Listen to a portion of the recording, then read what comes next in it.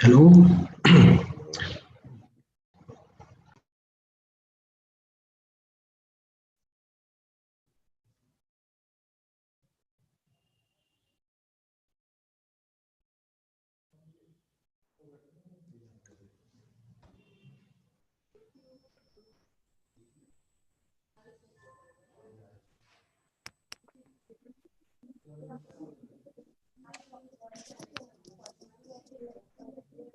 Good afternoon.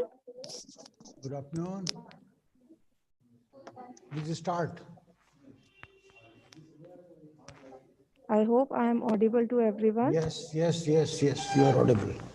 Good afternoon, sir. I welcome all the chairpersons and the delegates post lunch for our oral presentation session on maternal, neonatal, and child health.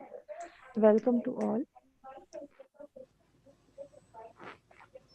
I would like to introduce our first chairperson, Professor Uday Mohan, sir, Professor and Head, Department of Community Medicine, ERAS, Lucknow Medical College Hospital, Safdarjung, Lucknow.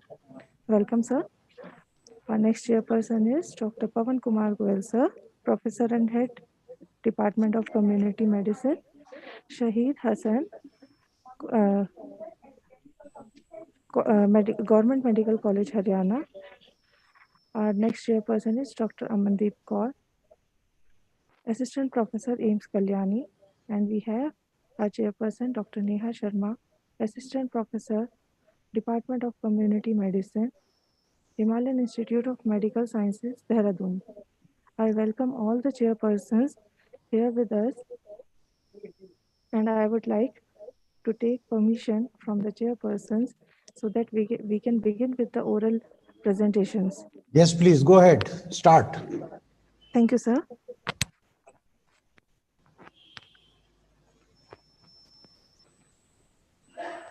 We have with us participants for oral presentation. I would like to first invite Komal Rathi ma'am to please present their presentation. Please stick to your time. Yeah, a very good afternoon to everyone. I'll just share my screen.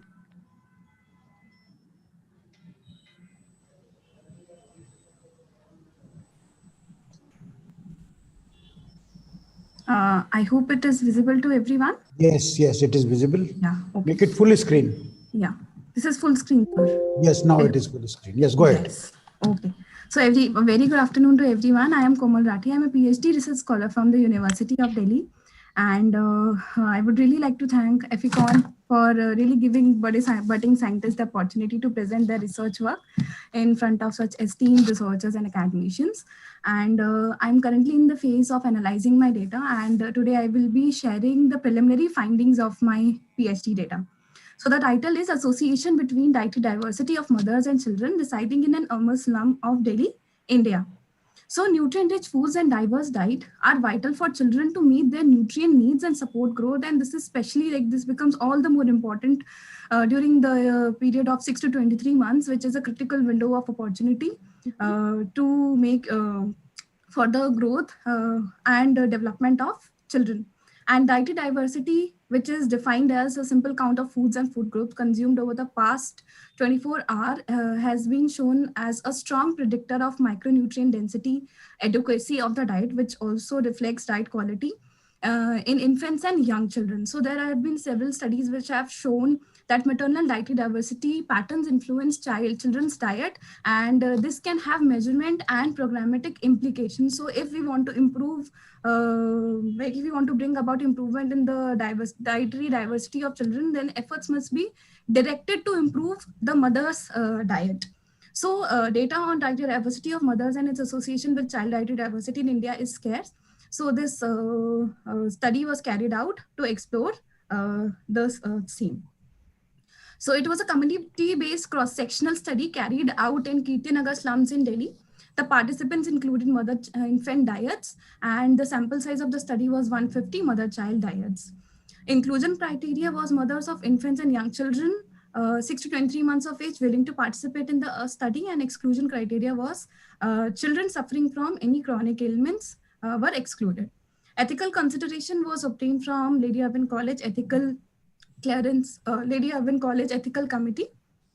The following information was collected, and dietary diversity for children was measured using the WHO indicator for IYCF, and dietary diversity for women, it was measured using the MDD-W tool by FAO and FANTA. Okay. So here are the results. So the results showed that majority of the households that were surveyed, they were Hindus, and they belong to the scheduled caste, and about 60% of the families, they belong to the nuclear families.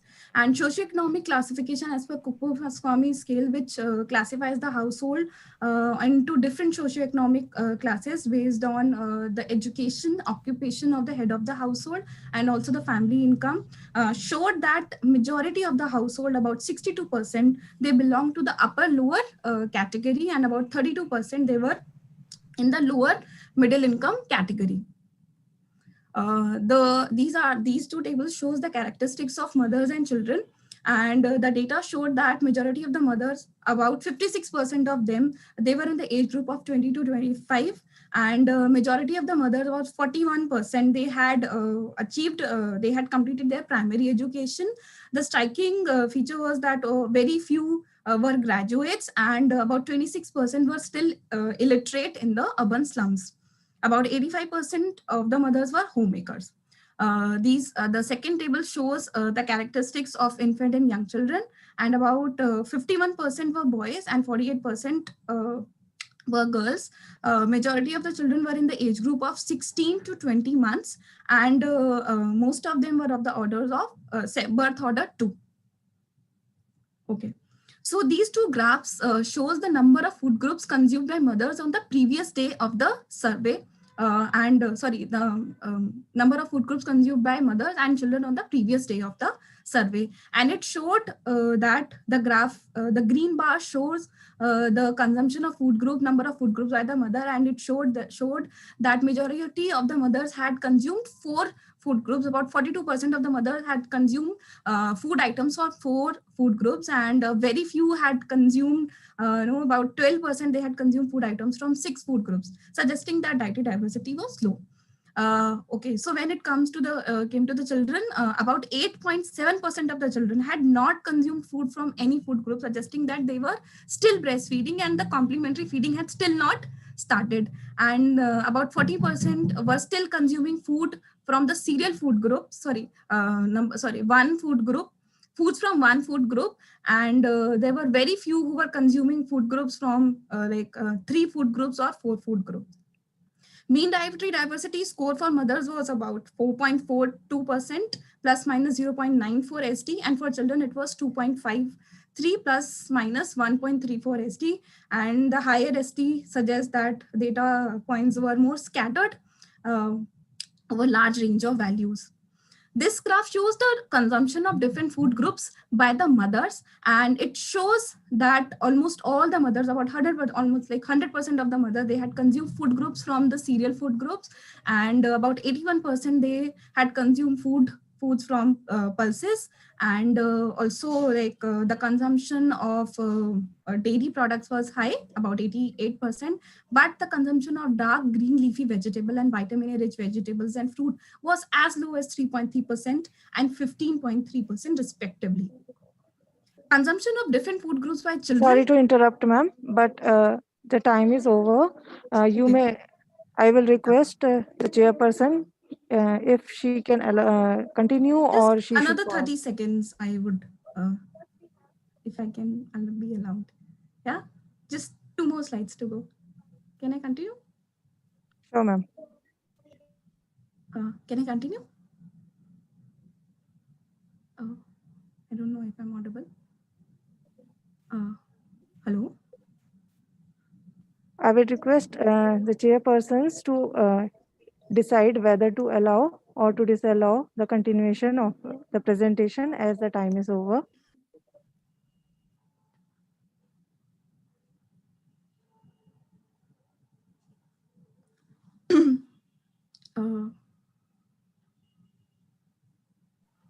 Hello. Yes. I think you may be allowed 30 seconds more. Yeah, thank you so much. Yeah, so this graph shows consumption of different food groups by children, and it showed that there were like children were consuming food groups from the cereal food group, but again the consumption of vitamin A rich fruits and vegetables was very low.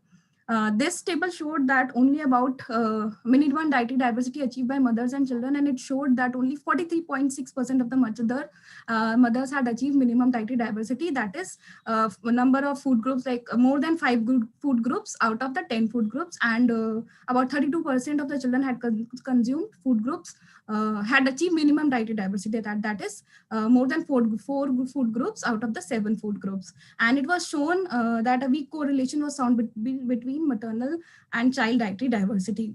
So the conclusion was that although there was not like the correlation between MDD between children and mothers was low, but their diets were inadequate, representing poor nutrient adequacy of their diets. So food security program should include nutrition education and social behavior change intervention to improve the quality of diets of both mothers and children. Thank you so much. Thank you, ma'am, for your inputs in the presentation. Now I would request the chairpersons if they want to ask certain questions.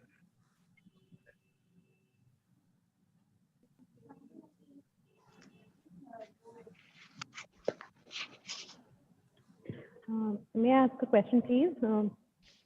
How did you decide upon this food groups that you took in your study? Yeah, so ma'am, it was based on the for children, WHO indicators was used to derive minimum dietary diversity, and it was based on the 7 food groups. If I No, may the again, food groups that are used, the food groups that you used in your study. yeah. How did you decide upon them? There are certain food groups that are decided by the NIN. So why didn't you use them instead? Yeah, so ma'am, because I had to calculate minimum dietary diversity, and it was based on the indicator that was defined by WHO and the food groups that they had included. For women, I had used the MDDW tool, and I had also used the food groups defined by in that particular tool to derive MDD, minimum dietary diversity.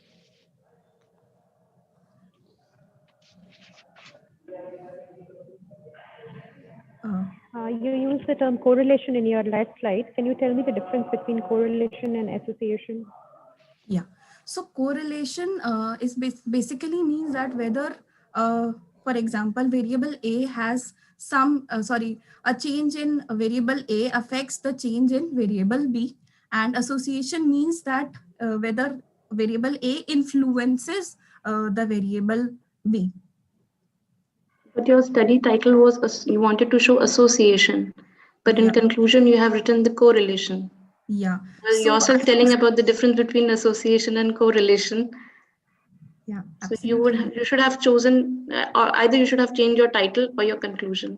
Yeah, I agree to that, ma'am. So I'm still like, these are the preliminary findings, and I had to do the multiple regression analysis, but I could not do. And I really I completely agree to your suggestion that I would have made the changes in that title. So yes, that is there. Another question I want to ask. You have used modified Kuppuswamy classification 2017. Yeah. So it is updating every year. So why you have not taken 2019 or 2020? Ma'am, because the time when the proposal was made and the data collection was started, uh, it was like this 2007 Kuppuswamy scale was available. So I had already defined and submitted the proposal, so I could not make any further changes in that. After you just have sent in the proposal now, but you can change it later on. While the study is Okay. going on, this can be changed. Okay. So I had started my study in 2016. So yeah. Yes. So that's like a very valid suggestion that updated scale should be used to derive. Yes. Thank you, ma'am.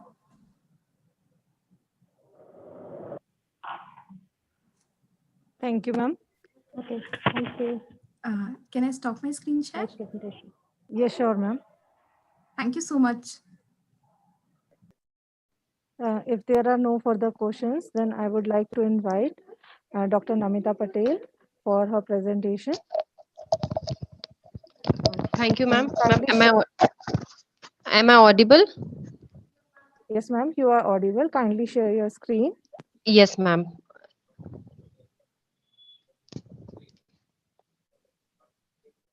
And your screen is visible. We are starting the time. Excuse me, I just want to interrupt here, please. Can you just also tell us the registration number of the presenter so that we can? The registration number for Dr. Komal Rathi, who has already presented, is registration number 339. I have also posted in the chat box. And for the next presenter who are here with us now is Dr. Namita Patel with registration number 287. Thank you. Ma'am, you can start. Good afternoon to all. My title for the presentation is Maternal and Child Factors of Under 5 Mortality in India, Findings from National Family Health Survey 4. Background.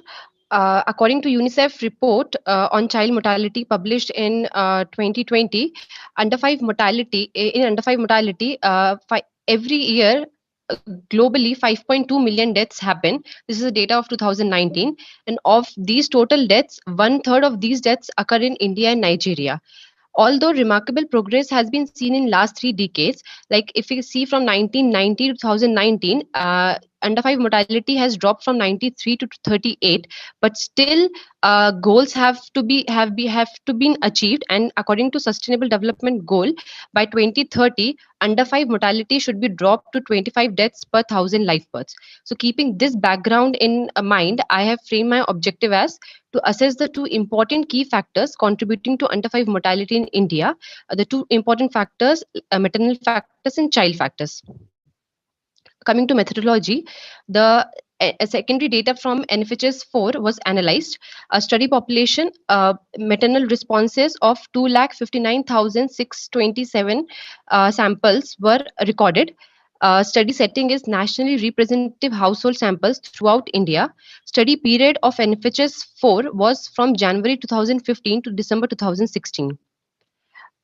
Coming to sampling technique, the methodology of NFHS 4, they have used stratified multi-stage clustering sampling technique. It's a 2-stage sampling in rural area and 3-stage sampling in urban area.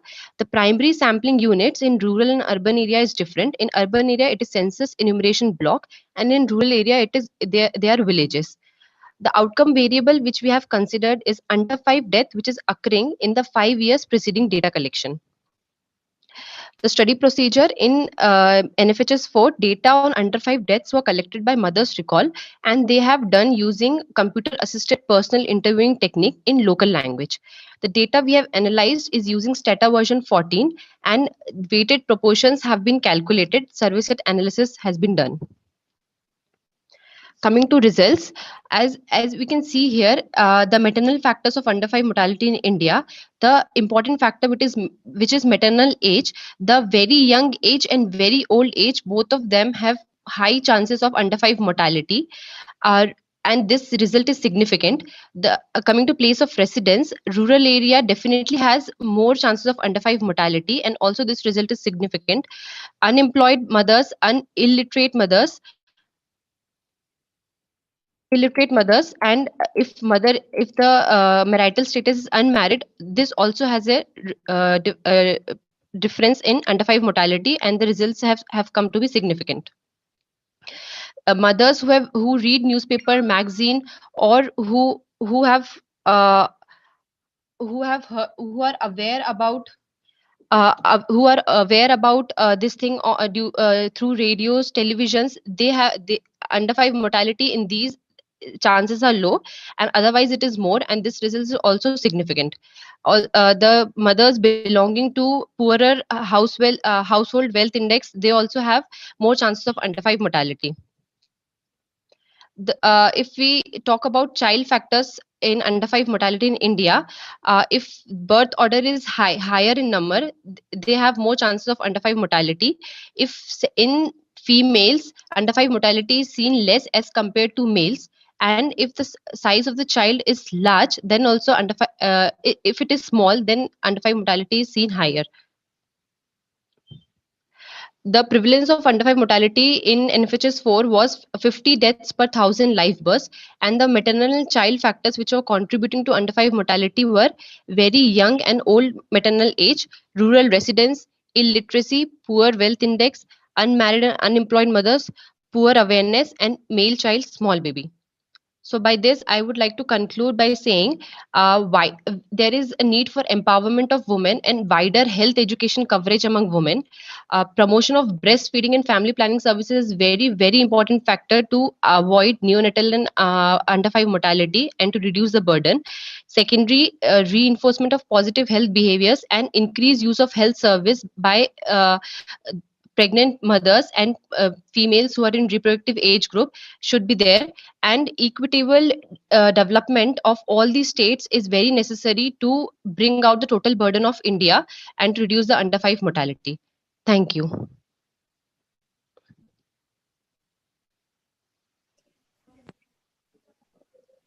Thank you, Dr. Namita.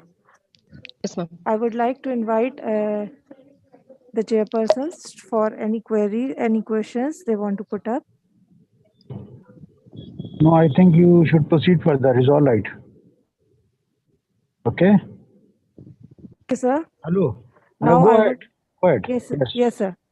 Now I would like to invite Dr. Anurag Srivastav, registration number 255, to share their screen.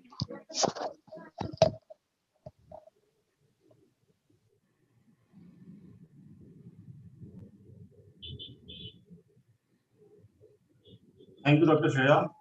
Morning, sir, and my colleagues. Morning. Today I am presenting some of the findings for my title is Newborn Thermal Care in Western Uttar Pradesh. It's a gap analysis between the knowledge and the practice. This study is inception with the concept of that the neonatal period is a best period for the giving the practice for the future development of the child as physical as well as for their neurocognitive development.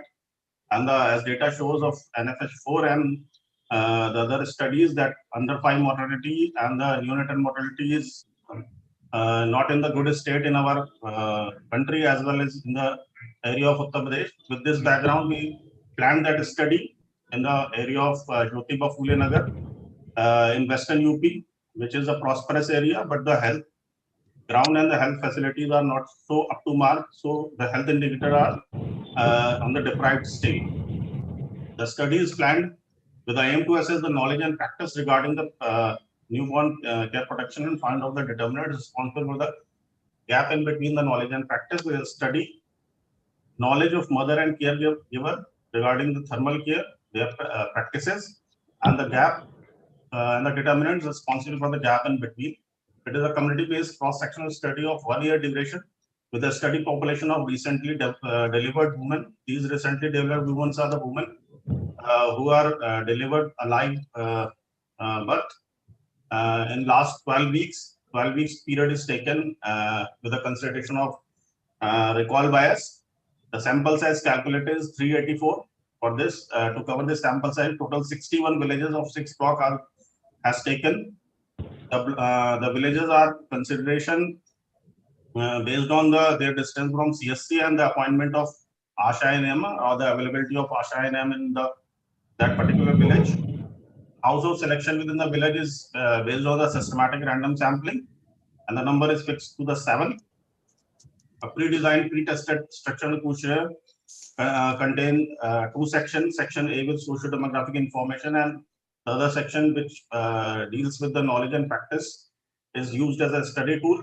Adjusted and adjusted odd ratio with 95% confidence interval and p-value less than 0.05 will be taken for statistical analysis. This is the simple representation of the socio-demographic profile of the population taken. It shows that maximum number of respondents are one of the Joya block, and the other minimum is from the Gajroda block because it is taken as a population proportionate sampling.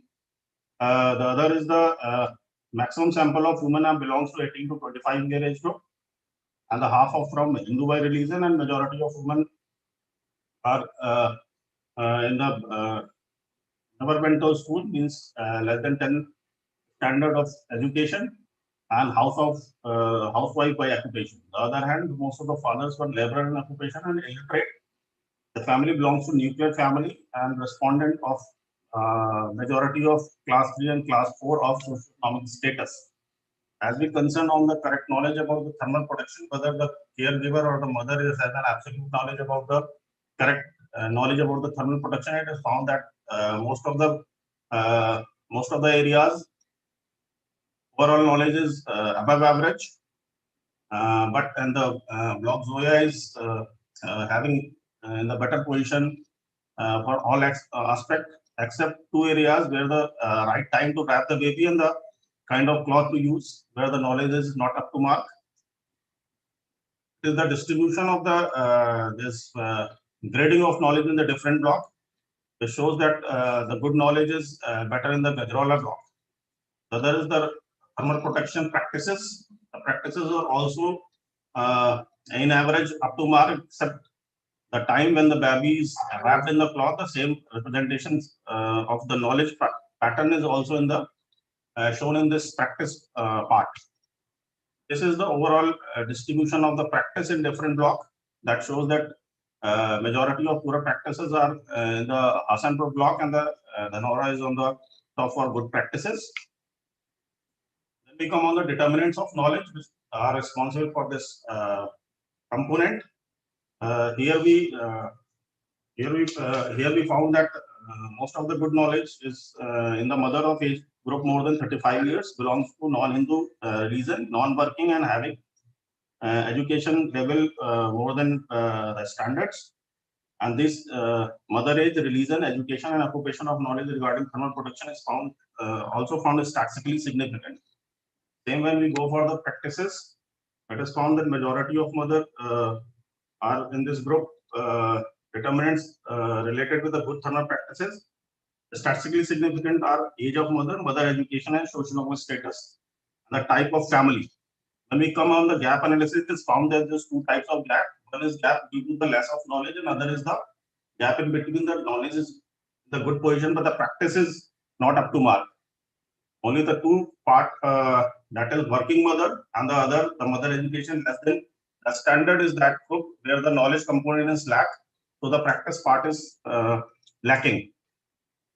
So our conclusion is only the basically we are going to increase the level of maternal education and specific religious group, which can increase the knowledge and practice, and the knowledge of measures prevention to hypothermia in newborn study. That is the probable explanation, and the living in the joint families also it is good for that. So there are basically three recommendations. One is to improve the community awareness to promote institutional deliveries, to encourage and engage the skilled birth attendant if the home deliveries are inevitable. And the health education on essential newborn care practice should be integrated with the routine antenatal care that is also in practice, but have to emphasize on that. And third is the most important, the focus group discussion and the in-depth interview should be organized at the community level to fill the gap in between knowledge and practice related with the essential newborn care practices. Thank you. Thank you, sir. Thank you for being with us. Now I would like to ask Professor Uday Mohan sir and the chairpersons if there are any questions.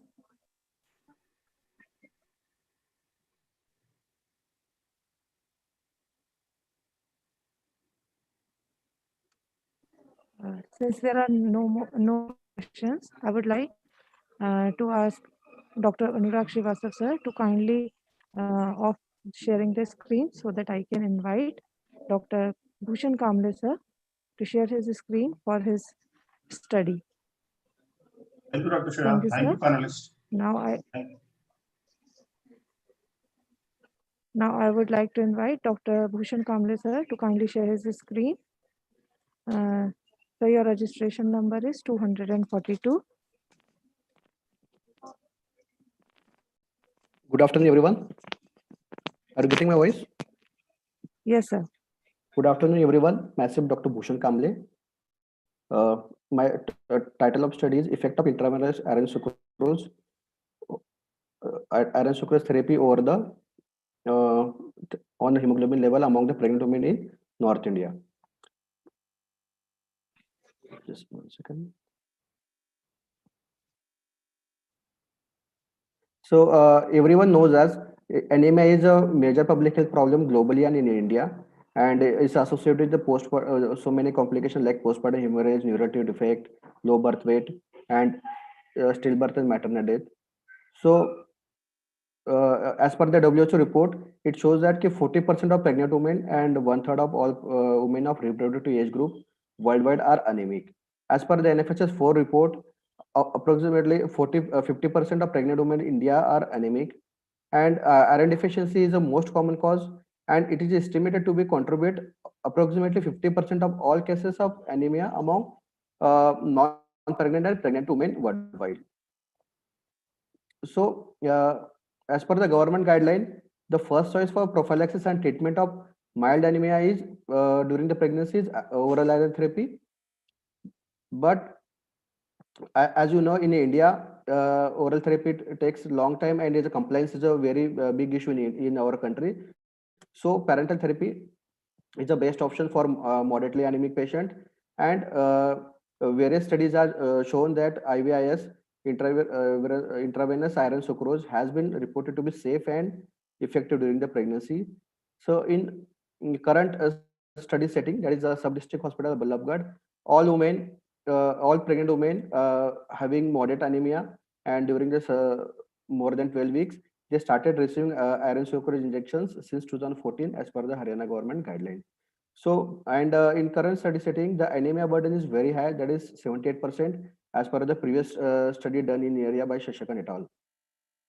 So our objective is to study the effect of iron sucrose therapy for increasing the hemoglobin percentage for among pregnant women registered at ANC clinic of sub-district hospital of Ballabgarh.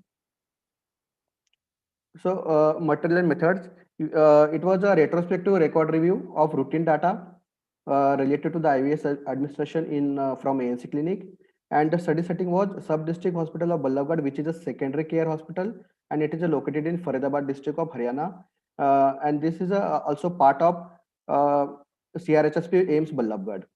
So all pregnant women registered under the ANC clinic and who were moderately anemic and received the IVIS during the January 2018 to July 2018 were included in the study, and we also included a severely anemic women patient also, because sometimes in Ballabgarh, suppose pregnant woman is anemic, severely anemic, we refer to the district hospital Faridabad for blood transfusion, but many times patient refuses to the blood transfusion and want to the treatment in the Ballabgarh hospital only. So in that case, we counsel the patient, explain the importance of blood transfusion, but patient refuses, and they give the consent for then for benefit of patient, we give the iron sucrose in such situation. So we totally studied the sample of 331 pregnant women. So list of obtained from the list of pregnant women who received IVIS was obtained from the IVIS register, which is present in the ward, and data regarding baseline HB and follow-up HB were obtained from this register, and so, data related the socio-demographic and other details was obtained from the ANC card available in the ANC clinic of Ballabgarh. So definition used, baseline HB is a hemoglobin value before first dose of IVIS, and endline HB is a hemoglobin after 4 weeks of last dose of iron sucrose. So ethical clearance was obtained from the AIMS New Delhi, and data was analyzed using the Starter version 13. So result, out of the 331 patients who which were studied, so majority were belong to 21 to 25th age group, and mean age was 24 years, and majority were belong to the middle and secondary school of education level, and 95% were homemakers, and majority around 40% belong to the OBC caste. So the obstetric profile of the patient was, so majority were multigravida, and approximately 84% were in the second trimester of the pregnancy, and 3% were more than 32 weeks of gestation. So These show the baseline and endline HB of the patient. If you see uh, at the baseline, majority patient, that is 95%, were moderately anemic, and 4.8%, 16 were severely anemic. And at the end line, that is after 4 weeks of IVIS, so only 36% were moderately anemic, and no pregnant woman was severely anemic. So there was a change in between baseline and end line was 58%. And if you see difference between baseline and endline, so it's showing that at the baseline mean HP was 8.5 gram per DL, and at the endline it increased to 10.3, and the mean change, overall mean change, was 1.772, and in a moderately anemic group patient it was 8.7 at the baseline, 10.3 at the endline, and the mean change was 1.6 at the end of 4 weeks. So in a severely anemic, the mean change was 3.5 gram per DL at the end of 4 weeks. So net improvement from anemic to non-anemic state. So if you see, out of 268 moderately anemic patient, 76 become normal. So it becomes 28%. The 28% patient become changed to the normal HB level, that is more than 11 gram per DL. And in severely anemic, or 28.6% change to the normal, that is 4 out of 14. So in our present study, mean increase in hemoglobin level at the end of 4 weeks was 1.72 gram, and which was similar to the study by the Dr. Partha Haldar, which in the similar area, but in the rural area of Ballabgarh. And various studies also show the effectiveness of IVIS, which shows mean increase in HB from 1.6 to 3.6 gram in different parts of India. In this study, we have observed at the end line 4 weeks, 28.4% had the normal hemoglobin level, and which was slightly different from the previous studies on IVIS. So in our study, there was one more component. So if at the end of 8 weeks, we found that out of 109 pregnant women whose record was available, so at the end of 8 weeks, the mean HB was 10.6. With the standard deviation of 1.28, and similar finding was reported by the Kriplani et al., in which the mean HB at the end of 8 weeks was 11.2 gram per DL. This indicates that IVIS therapy has gradual effect from second week to 8 weeks, and it's improved the HB significantly. So what is the conclusion? The significant change in severity of anemia among antenatal mothers of following the IVIS sucrose. So it should be practiced more at the primary and secondary level. And the another is rise in hemoglobin level was seen overall with mean change of 1.72 gram per DL at the end of 4 weeks.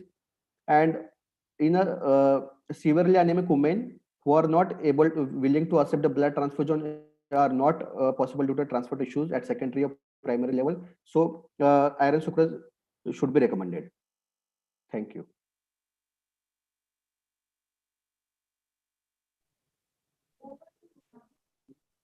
Thank you, Dr. Bhushan Kamble, sir.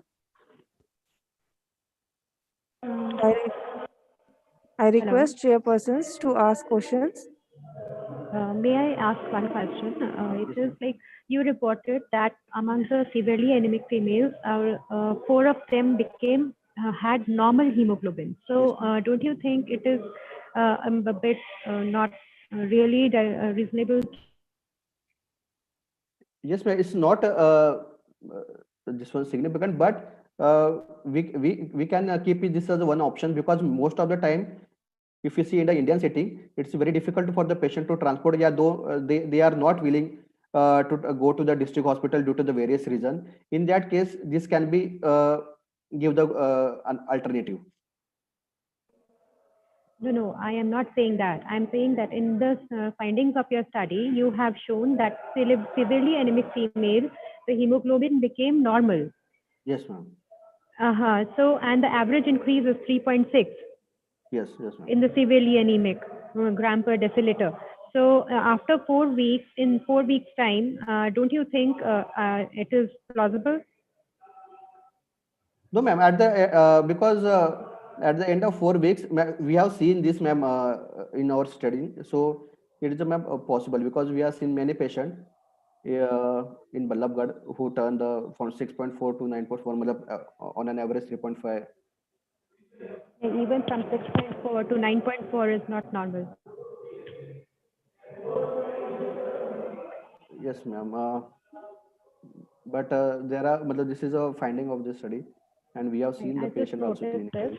clinically. I think you should look into again. Sure, ma'am. I will look again.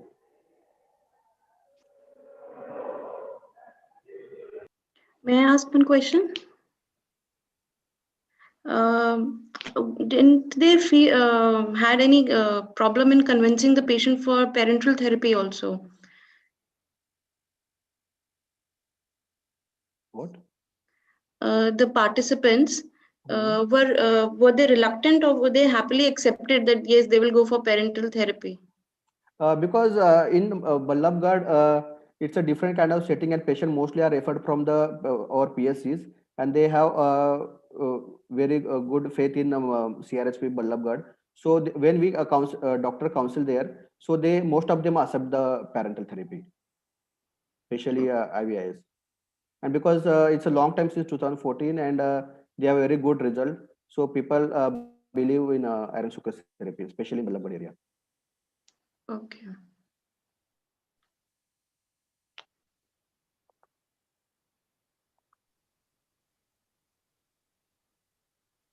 Any other questions? Thank you. Thank you, ma'am. Thank you, Amandeep, ma'am. Thank you, Neha, ma'am. Thank you, Dr. Bhushan Kamble. Now I would invite Dr. Pragya Singh for the next presentation. Your registration number is 228. Ma'am, Yes, I ma'am. request you to kindly share your screen on the window.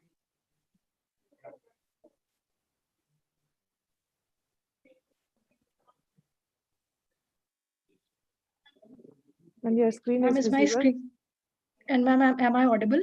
Yes, ma'am.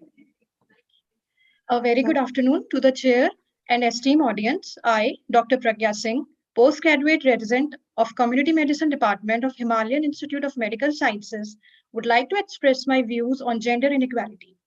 Gender inequality has enormous impact on maternal and child healthcare and is a major roadblock in women empowerment. And as well as we know that according to the latest 2020 UNDP report, India ranks 123 among 189 countries on Gender Inequality Index, hence proving it to be a very major challenge for our development. Now, here I present my paper, Fair and Unaware, a cross-sectional study on gender inequality among ever-married women in district Dehradun. Gender inequality means a disparity between men and women in different aspects like social, economical, political, and cultural.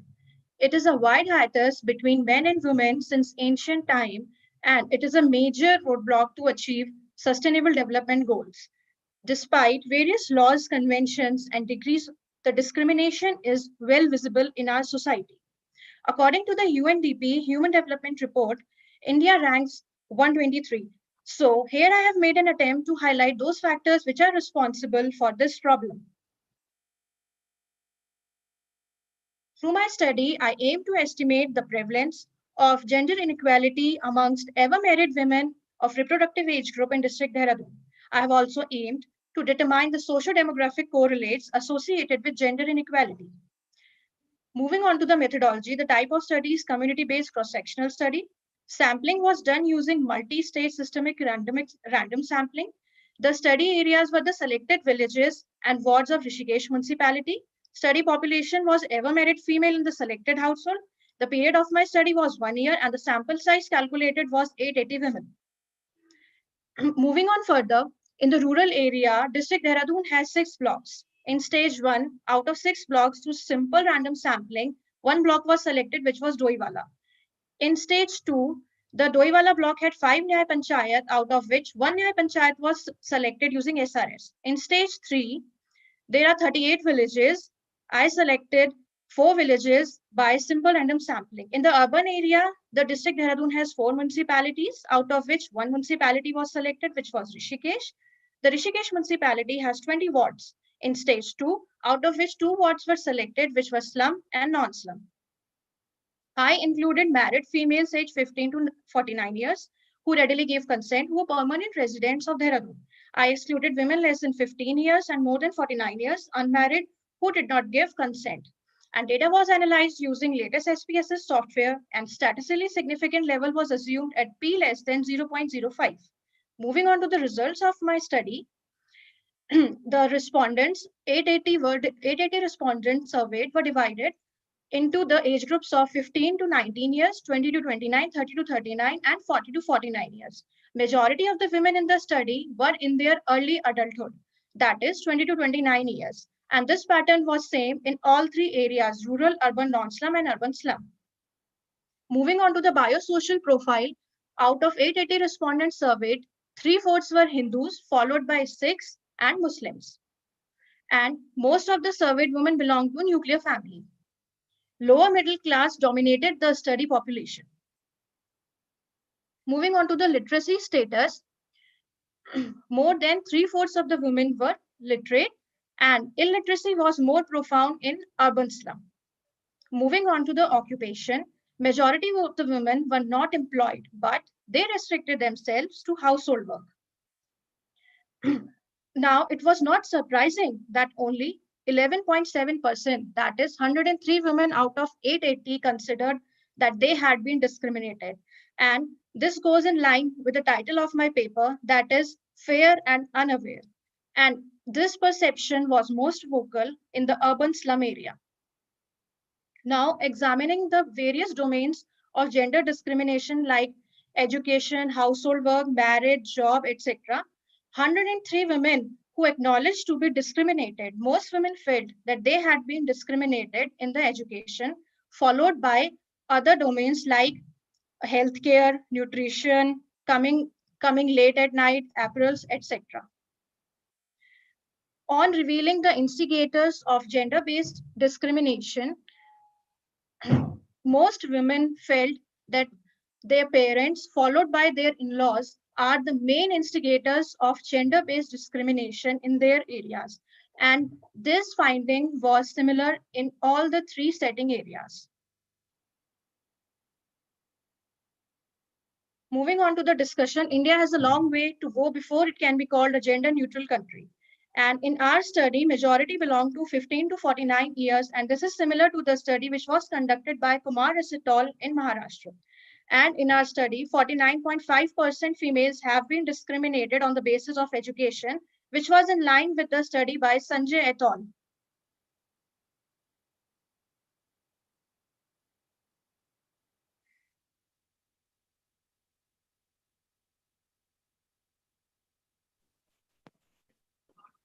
Moving on to the conclusion of my study, gender inequality is perceived indifferently by most women and men and is a poorly researched area. Despite being rampant, its presence was acknowledged by only 12%, and it is deeply rooted in the Indian society. So women should be given opportunity, not only in higher education, but also in decision-making processes in various fields of work. Thank you. Thank you, ma'am. Now I invite chairpersons to have to put on the questions. Okay. I have a question again. You said that the gender discrimination is rampant, but still the people don't recognize it. So how can you prove that this gender discrimination is rampant? What is the evidence? You have not produced anything in your study. Ma'am, in our day-to-day lives, and ma'am, in various articles which are being proposed in ma'am day-to-day lives, we can see that everywhere in every aspect, from household to job to other aspects, we see that ma'am, that gender-based discrimination is very well visible. And ma'am, my paper is a part of a big study which was about gender-based violence. From that ma'am big study, I have taken this paper.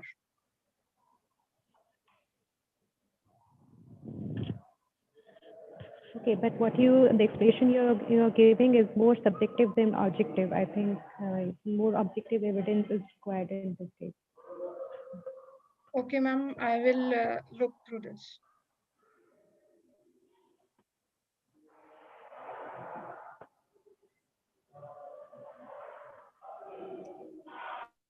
Thank you, ma'am.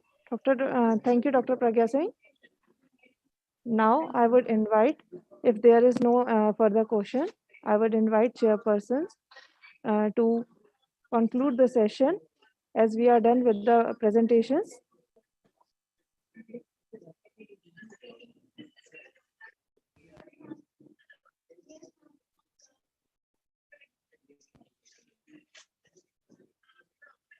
My sincere thanks to all the presenters here who have shared their experiences in their study here with us. It was a great session to have you all here.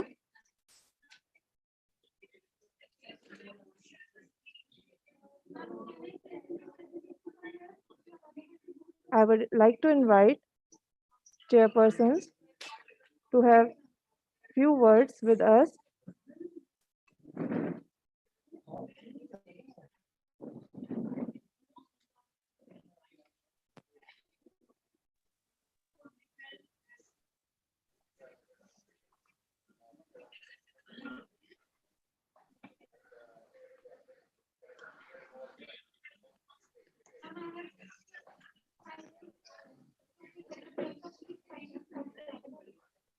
Hello, am I audible? Yes, ma'am. Yeah, first of all, thank you, Dr. Shreya. And congratulations to all You're the most welcome, ma'am. participants. They have gone through a very nice studies they have presented. And there were few queries, which I'm sure they'll look up to. And it was felt nice to be here. Thank you, ma'am. It was a pleasure to have all of you here on this platform where we were able to learn a lot from different participants from all over the world during this COVID pandemic, sharing their studies on this virtual platform. Thank you, everyone. I declare the end of session here, and the results for the presentations, the winner of the presentation will be intimated through email. Thank you, everyone, for joining us. Thank you so much.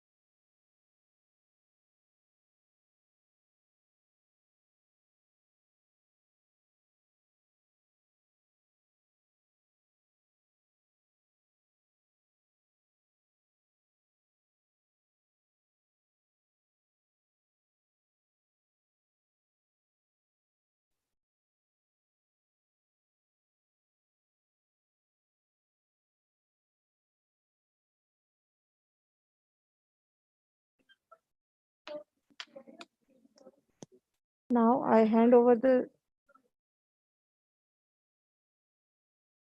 session to Ms. Akshara for the next session on evidence-based public health.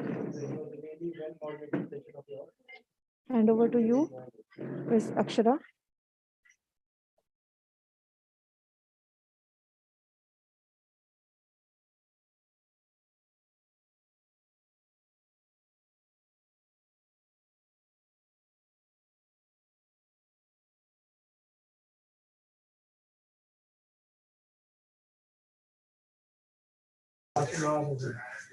Thank you, Dr. Shreya.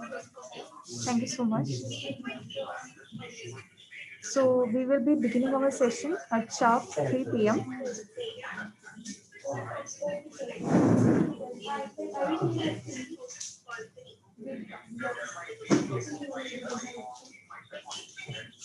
We had a virtual lunch. Recording.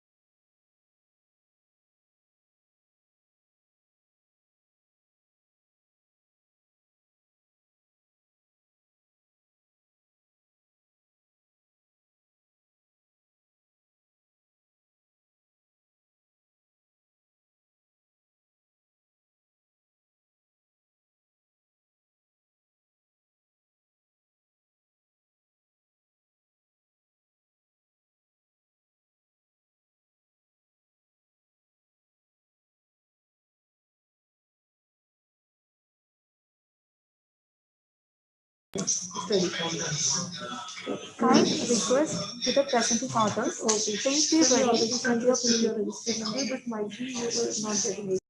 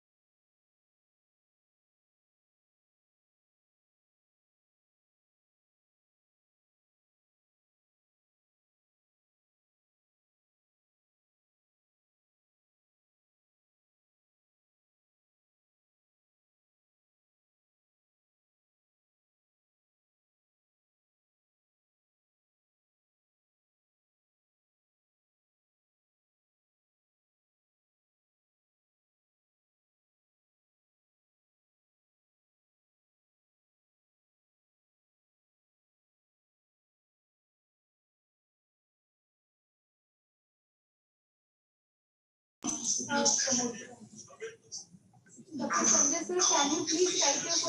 very good afternoon to one and all.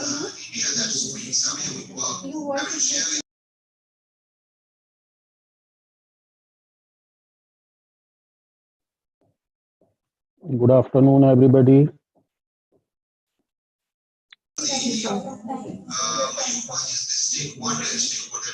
Respected Chairperson and Presenting Author, myself Akshara RS, Session Coordinator, Eficon 2020. Welcome you all to the oral session 4 of National Conference of Epidemiological Foundation of India 2020, organized by All India Institute of Medical Science, Rishikesh.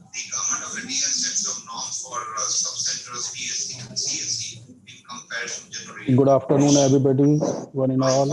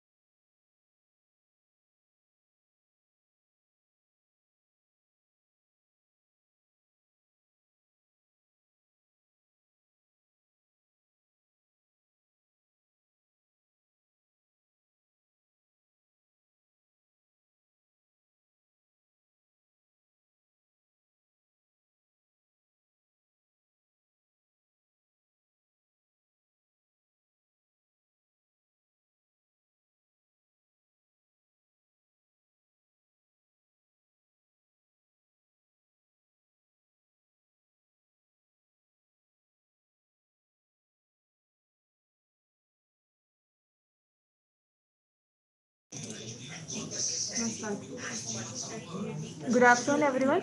I would like to introduce our eminent chairperson, Dr. Gajendra Kumar Gupta, Professor, Community Medicine, Santosh Medical College, Ghaziabad. Then I would like to introduce Dr. Brigadier Satish Agarwal, sir, MBBS MD. Then I would like to introduce Dr. Lima Lemna Jame, Assistant Professor, Department of Community and Family Medicine, AIMS Guwahati, Assam. So welcome you all once again to this oral session, which is on evidence-based public health. So in this session, everyone will be provided 5 minutes time. Within the specified time, everyone is requested to present your oral session.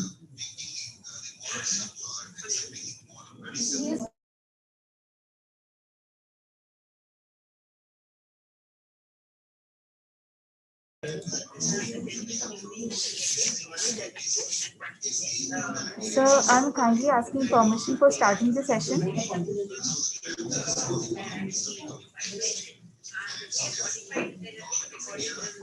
Good afternoon, everybody. Let's start the session.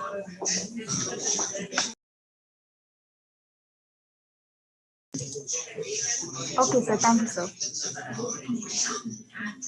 So our first presenter will be Dr. Mahendra Singh, registration number 99.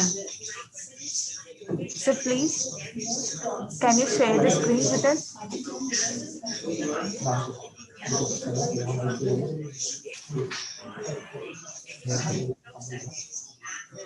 You cannot share screen, share और मेरे को कह रहे हैं अभी sir वो ये हटाएंगे तब शेयर कर सकते हैं करना ध्यान रखना चलो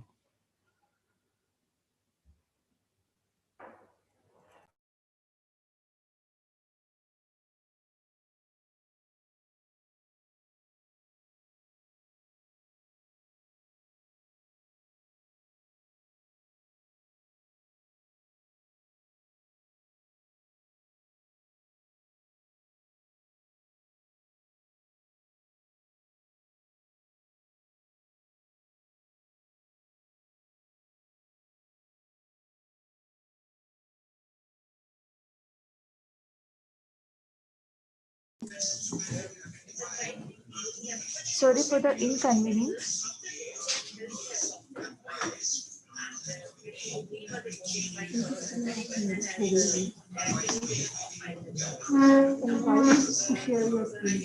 So I once again invite Dr. Mahendra Singh sir for doing the oral presentation. He's not here now.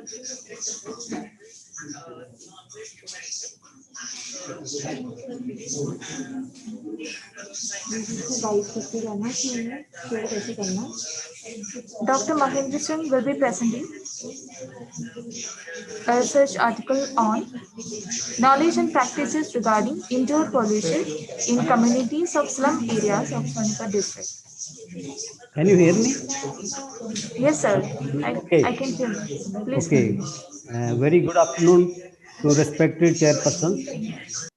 Before embarking upon my presentation, I would like to pay my sincere thanks and congratulate the team Eficon 2020.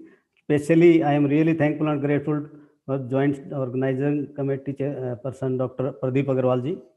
I am Dr. Mahendra Singh, Assistant Professor in NC Medical College, Panipat, Haryana. My study title is Knowledge and Practices Regarding Indoor Pollution in Communities of Slum Areas of Sonipat district in Haryana. You know that many researchers, epidemiologists, and environmentalists have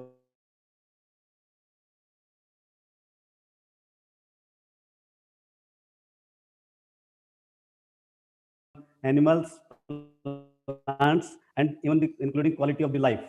Indoor air pollution, one of the biggest or largest environmental problem in world. As per recent World Health reports, some estimated that around 3 billion people cook their meal in the form of solid fuels as combustion, like wood, cow dung, coal, charcoal, etc., and also including these inefficient kerosene oil stoves.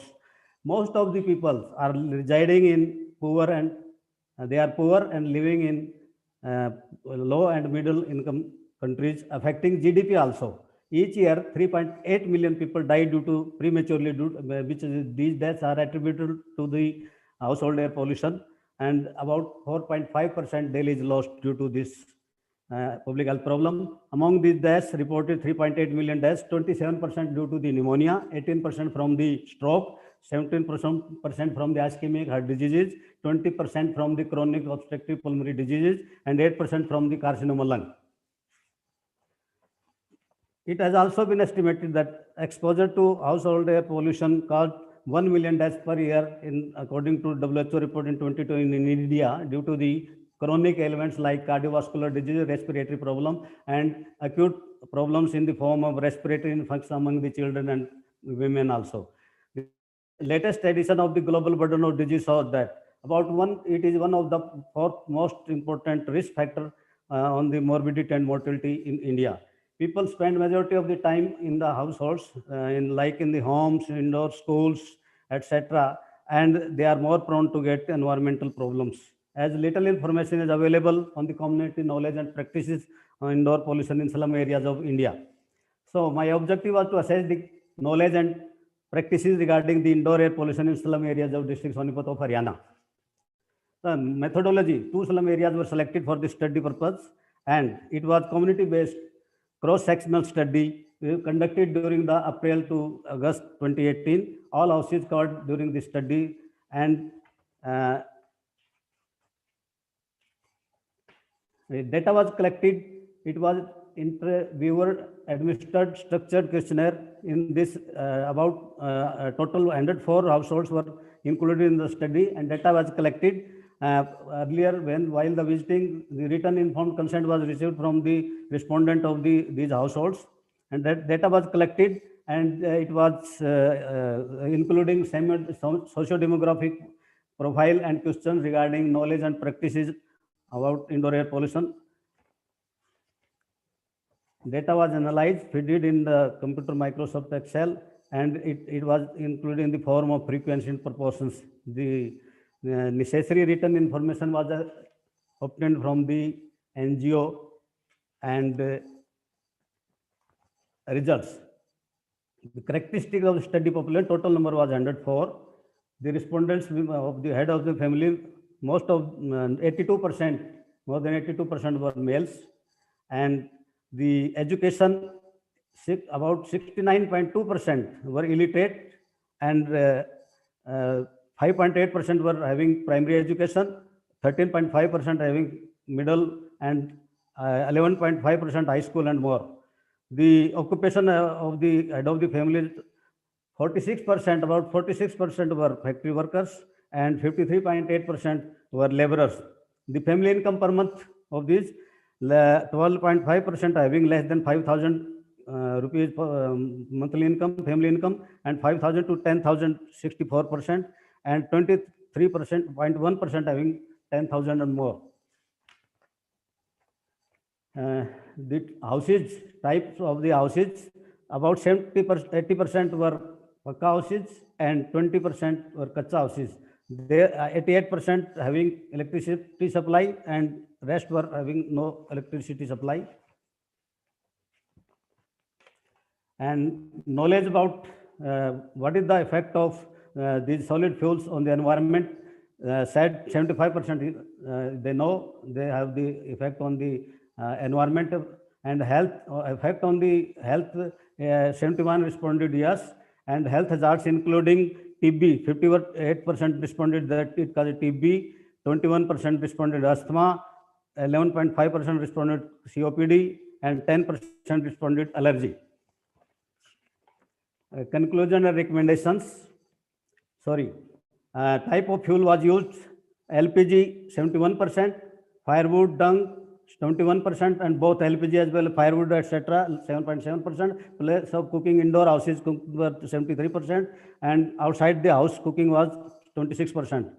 Practices indoor pollution while using this cooking fuel: use of chimneys 3.8%, opening doors while cooking 21%, and switching fan 15%, and about 60% they were not doing anything. Conclusion recommendations: we know that knowledge was there, but there is need to improve the knowledge through public health awareness and providing this Pradhan Mantri Yojana, under that Ujjwala Yojana, LPG to all these. Thank you very much.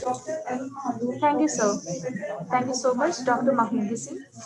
And sir's registration number was 99. So next participant, Dr. Dinesh Kumar, sir.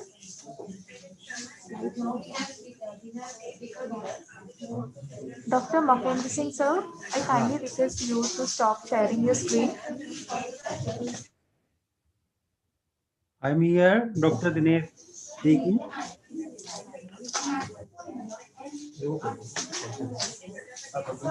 Dinesh, sir? Yes, please. I am here.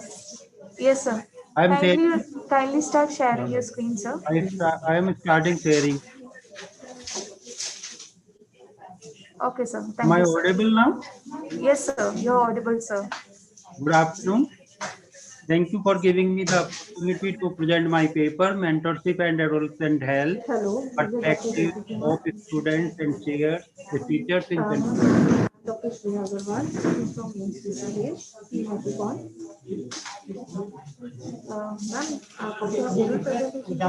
Growing urbanization and increasing academic pressures, modernization, Western culture influence, so many adolescent problems are increasing. And most of the adolescent problems are psychological in nature. All problems cannot be solved at the institutional level. Therefore, the idea came, why not at the school level or college level, these problems should be solved. With this idea, we have undertaken a large scale ICMR funded project, and present paper is based on some of findings of that large scale project. There are so many adolescent issues like developmental issues, psychological problems, social problems, educational problems, and so many others. The objectives of present study is to investigate reproductive and sexual behavior of adolescent students, to explore perceptions of students and teachers regarding mentorship program for improving reproductive health of adolescents, and to evaluate impact of mentoring on their health conditions. As I told you, this was a large scale project ICMR funded, and a longitudinal survey was conducted among students aged 14 to 19 years of age. A total of 1,819 students were selected by multi-stage random sampling in 12 selected schools of Chandigarh, 8 government schools, and 4 private schools. Information on various parameters were selected.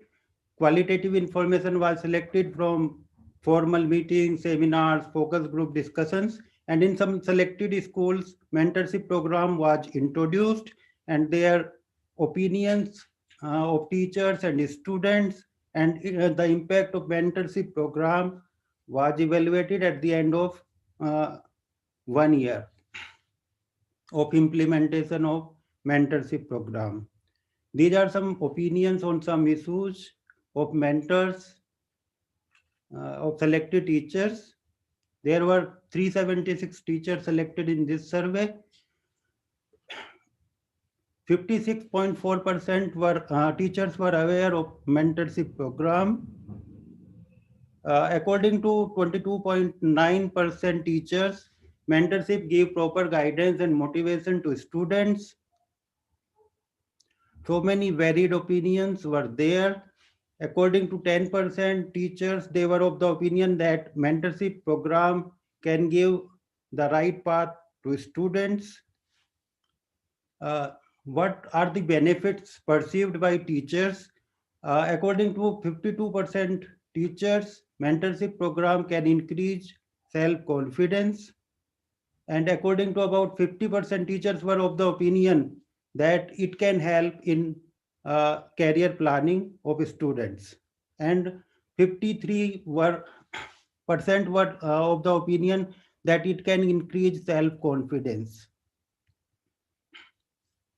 These are some opinions of students according for mentorship program.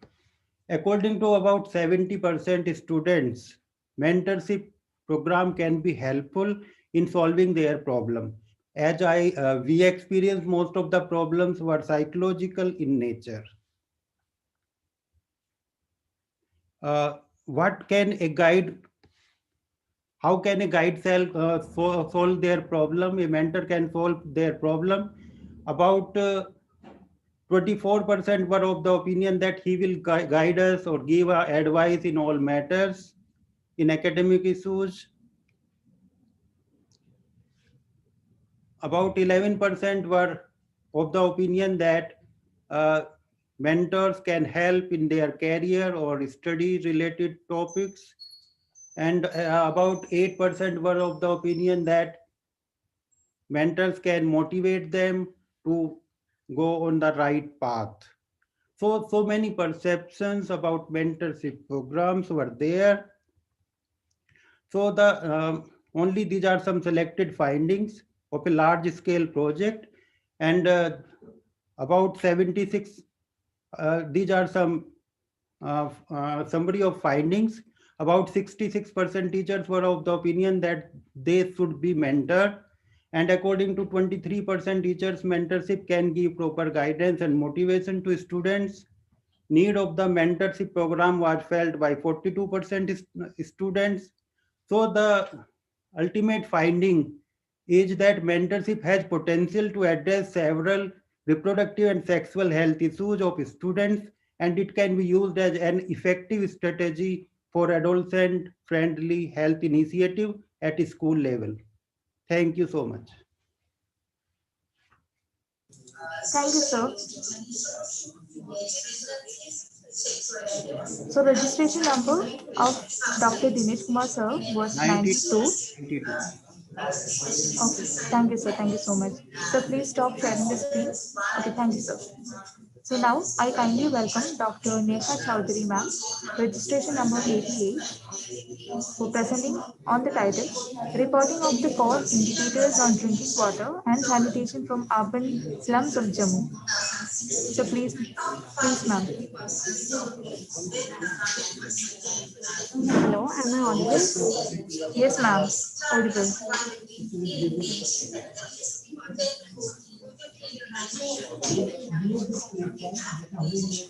Ma'am, please share the screen, ma'am.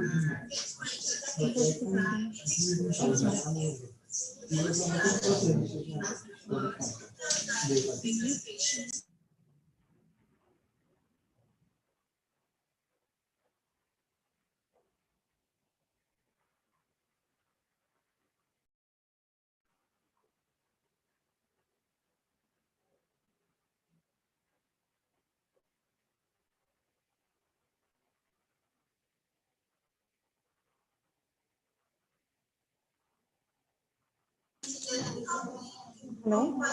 Hello, yes ma'am. Ma'am, are you able to share your screen? Uh, just a second.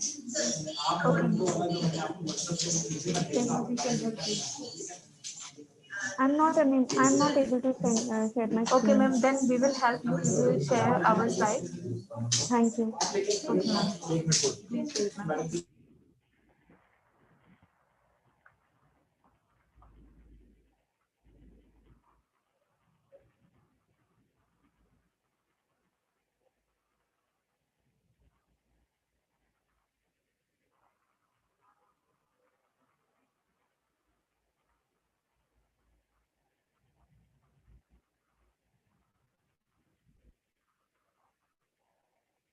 Hello. Yes, ma'am. Can you see the slides, ma'am? Yes, I can see the slide. Okay.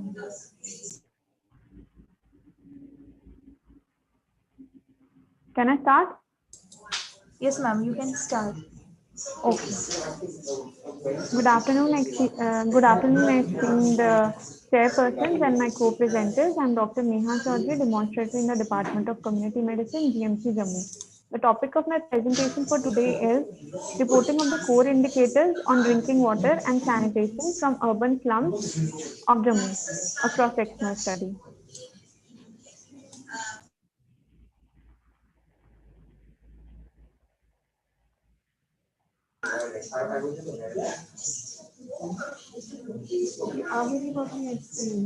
Ma'am, sorry for the inconvenience. Please wait, we are not able to change the slide.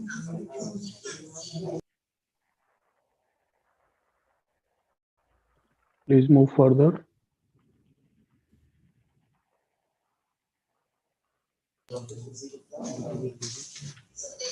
Please shift to the next slide. Sorry, ma'am, we are not able to change the slide. Can you please wait? Chairpersons, please note, it is a mistake in our side. So we were not able to change the slide.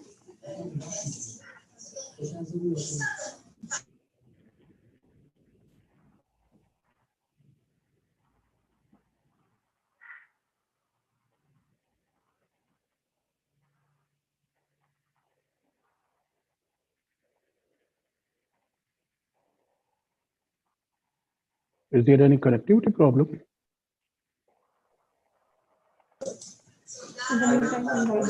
So, there is some technical problem. I would like to invite our next participant, Sori Neha ma'am. You can present at the last. Within that time, we will make the thing solved. Can I try sharing from my setup? Yes, ma'am. Yes, ma'am. Can you please try? One time I'll. 1 second.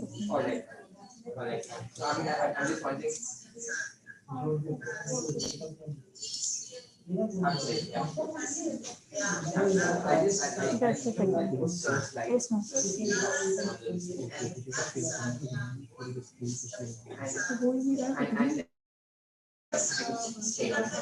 Is it visible now? Yes, ma'am. Yes, Can I ma'am. present it like this? Yes, ma'am. You can present it like Okay. this. Yes, ma'am. Okay. So the topic of Okay, my fine. presentation is. Sorry, sir. No, please continue. Sorry. Okay. The topic of my presentation today is reporting of the core indicators on drinking water and sanitation from urban slums of Jammu, a cross-sectional study. We know that slums are the high-risk vulnerable population that are overcrowded, congested, and living in an unhygienic environment. They are living with inadequate sanitary and drinking water facilities, which have an impact on people's health. Due to the lack of these drinking and sanitary facilities, many illnesses, including diarrhea, affect many people. So improving water and sanitation, including sanitation and hygiene, can lead to a huge reduction in the morbidity and mortality statistics of a country. Health outcomes and diseases. Diseases are associated with fecal pathogens, especially with an inadequate wash practices. And as per a study reported by WHO, 88% of diarrheal deaths they occur due to unsafe drinking water. And it was also seen that that 58% of the 8,42,000 annual diarrheal deaths that occur in 2012 was due to inadequate wash provision. Globally, it was also estimated that 63 million people are still not able to use safe drinking water facilities, and 2.4 billion people lack sanitary facilities. Methodology. It was a cross-sectional study and was carried out in Triputanagar area, which is a field practice area of the Department of Community Medicine, GMC Jammu. And this area includes the sectors 1 to 9 and 1 to 9 in extension, with a total population of 16,000. And there are 14 scattered urban slums with a total population of 900. Lottery method was used, in which 50% of the population was selected randomly, that is 450 individuals and 112 households. Out of the 112 households, 100 households could be assessed as some were locked, and on the day of the interview sessions, absence of the household members was also there. Study instrument used was WHO and UNICEF standardized questionnaire for wash practices. Now the results. Table 1 shows the survey questions about drinking water, and it shows that around 60% of the individuals they had an access to piped water to their yard or plot where they were residing, and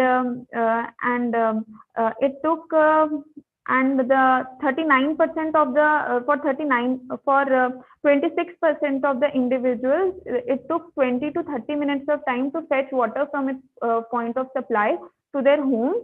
And generally, it was also seen that adult women were mostly involved in the process of fetching water, and only 20% of the individuals they used to treat water before drinking, and 20% of the individuals they used to boil water before drinking. Now, table 2 summarizes the sanitation. And it is seen that maximum percentage of individuals, that is 42% of the individuals, they use pit latrines without slab or open pit. It was also seen that 90% of the individuals they shared the toilet facilities with other households, and it was also seen that 20% of the individuals they disposed of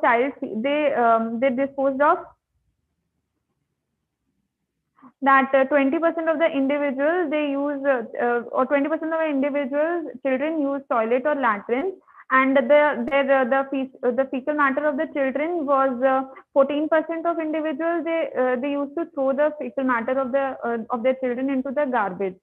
And table 3 depicts the indicators of drinking water and sanitation, and it shows that 82.5% of the slum members they use water for drinking from an improved water source. However, only 21.5% of the individuals they use any method for treating water before drinking, which was seen that they only use the method only used by them was boiling.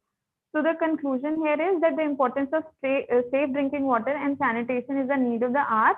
People need to be made aware about treating water before drinking, and local administration needs to gear up and should accelerate the process of supplying piped water connection to the undeserved population, because it is a fundamental right of every individual to have a water supply and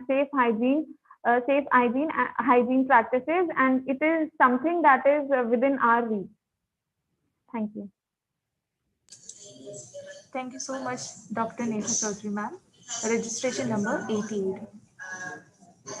Now, I kindly welcome Dr. Anuradha ma'am, registration number 78, for presenting on the topic to assess the catastrophic cost incurred by TB patients in Jammu city.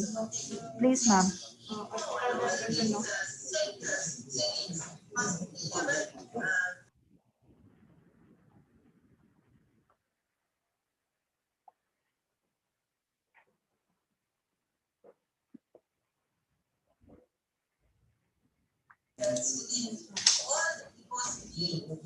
Then please start, ma'am.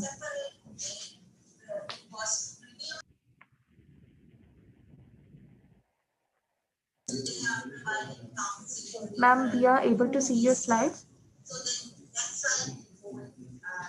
Ma'am, please check whether your audio is mute or not. We are not able to hear you.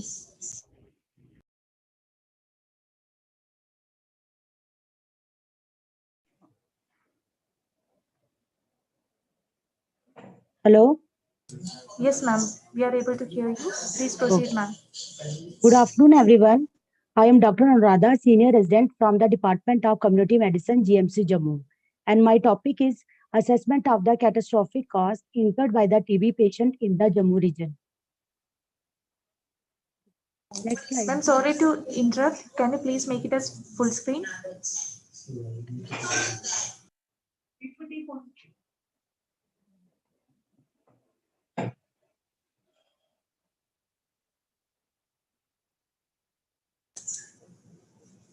Ma'am, slide show.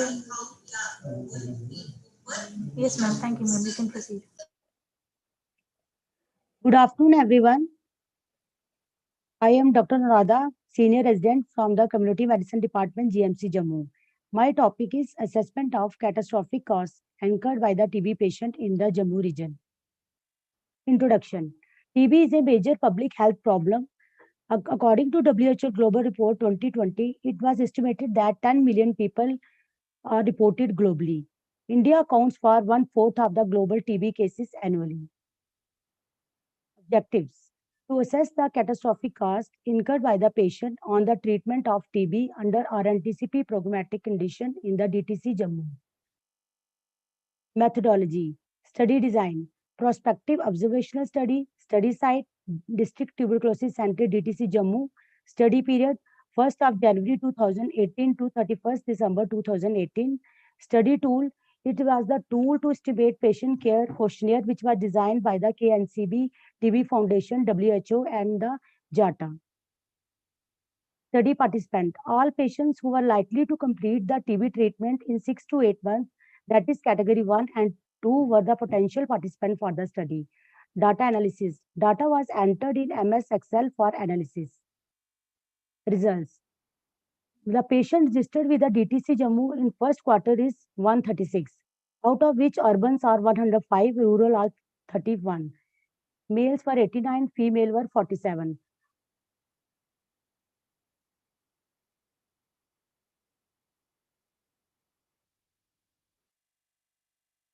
क्या चले देखना.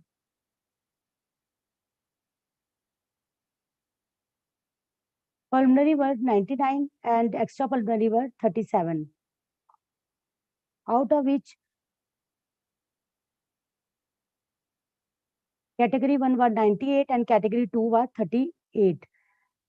Out of 98, 3 died, 1 transferred out and 3 not traceable. And category 2, 1 died, 1 transferred out. And total patient followed up till the completion of treatment was 127. This is the description of total cost incurred by the treatment of TB on the demographic pattern. Like gender, the cost of males were more as compared to the females. The cost of rural population is more than the urban, and cost of on the basis of type of TB, extrapulmonary were more than the pulmonary, and the treatment regime category 2 costs were more than category 1. This is the table 2 that show the distribution of the costs incurred as direct as indirect costs. Direct cost is the cost of drugs, food, investigation, accommodation, guardian, and follow-up cost. Indirect cost cater loss of wages and coping, and the total cost is 20,050. The table shows the total cost incurred as a percentage of the total annual household income of the TB patient. That more than 20% patients are, they are 3.1% in our study. Less than 5, they are 22.8%. Then 6 to 10 is 34.6%. 11 to less than 20 is 39.3%. Discussion. Predominance of the male belonging to the middle class of the urban area and suffering from pulmonary tuberculosis was found. These attributes broadly match with the TB patients studied by the Padma Priyadarshini et al. At Muniadi and et al., thereby allowing us to generalize the result. Sweeney et al., Didham, DML et al. Reported their studies with predominance of female participants. Total cost incurred by the patient on an average was recorded to be 14,685 by the Prasanna et al., which was less as compared to our results. High catastrophic cost was observed by Prasanna in 2018, Verguit and the Winfield. But we observed lower figure for catastrophic expenditure in our study. This may be due to the higher proportion of the study participants belonging to the middle upper class, less amount spent by the way of traveling costs, low costs incurred on account of additional investigation ordered and follow-up of the patient. This reflects the optimal utilization of our NTCP facility in the state. Conclusion. Free TB care and treatment is not enough to prevent the household from incurring catastrophic total cost due to TB. Social protection policies and programs designed to reduce the poverty and vulnerability among TB patients are urgently needed. Thank you. Thank you so much, Dr. Anuradha ma'am. And ma'am's registration number was 78. Yes, ma'am. Now, I kindly welcome Dr. Jyoti Kumari ma'am, registration number 71. And her title for the presentation is Cancer Stigma Scale in Attendance of Cancer Patients. Please proceed, ma'am. Thank you, ma'am. Okay, ma'am, I'm presenting.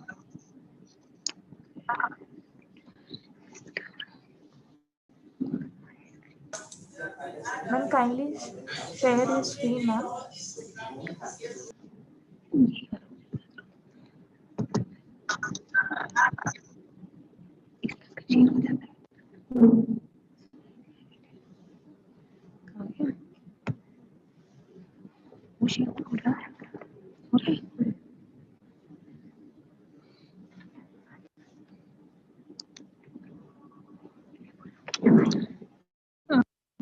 Is it the screen visible?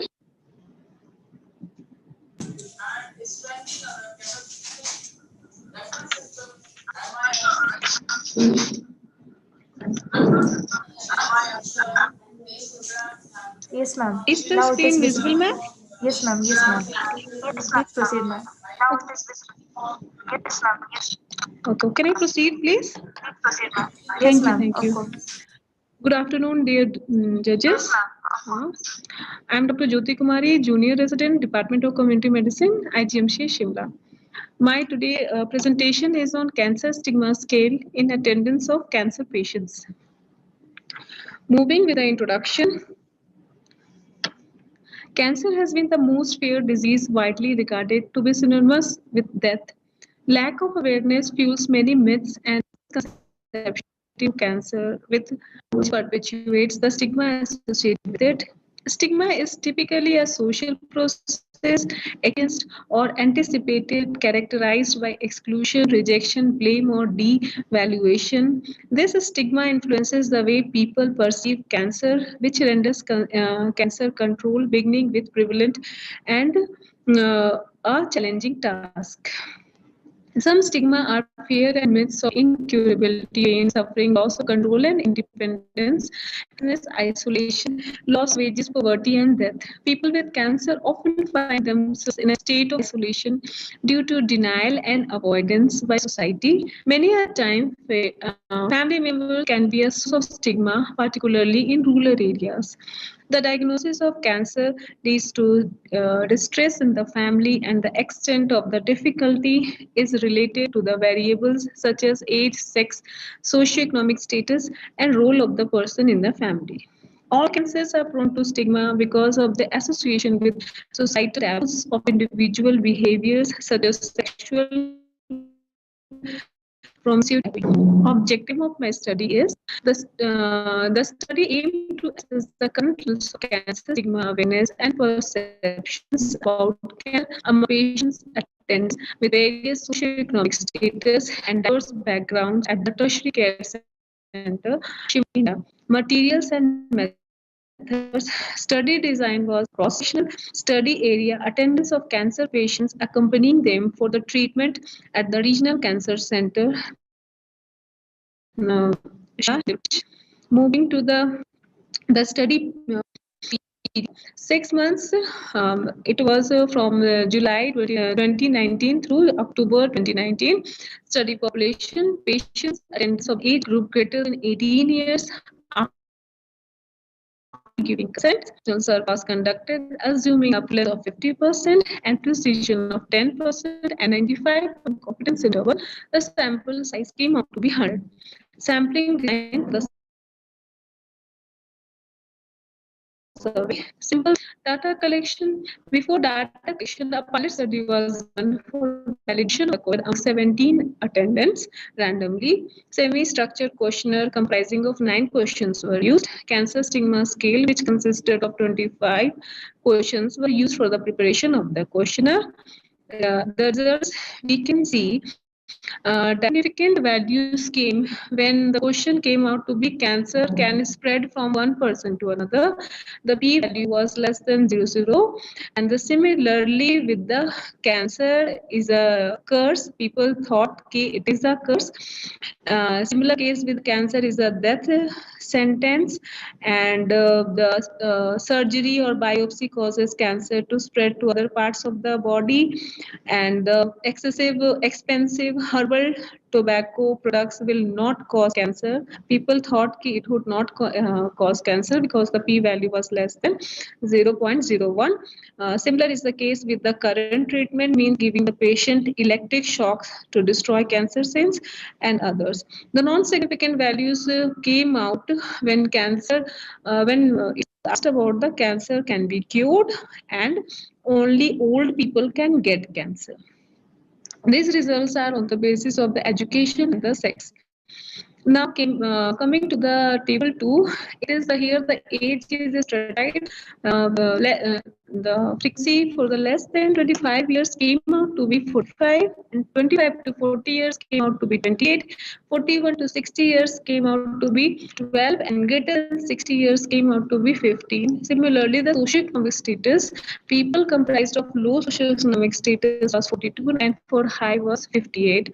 We find that significant association was found. The question arose like cancer can spread from one person to another, cancer is a curse, cancer can be cured, surgery or biopsy causes cancer to spread to other parts of the body, and current treatment means giving the patient electric shocks to destroy cancer cells.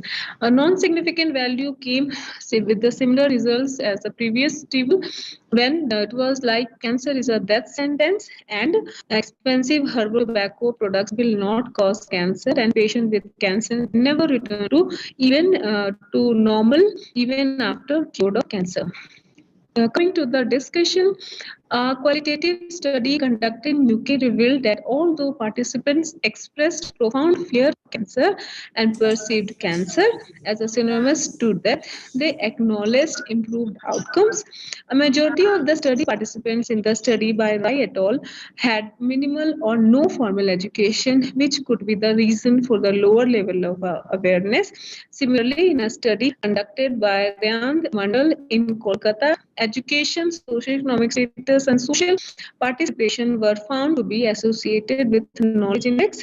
Education is a significant factor that helps create awareness. Coming to the conclusion, in conclusion, it is evident that the awareness and perception about cancer vary by education, sex, age, and socioeconomic status. This reiterates the need to invest more in information, education, and communication materials for public campaigns that target a variety of for wider reach and more powerful impact. Thank you. Thank you so much, Dr.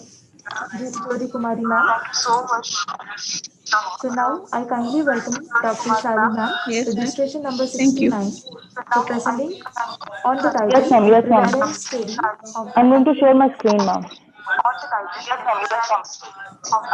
Jyoti ma'am, can you please mute?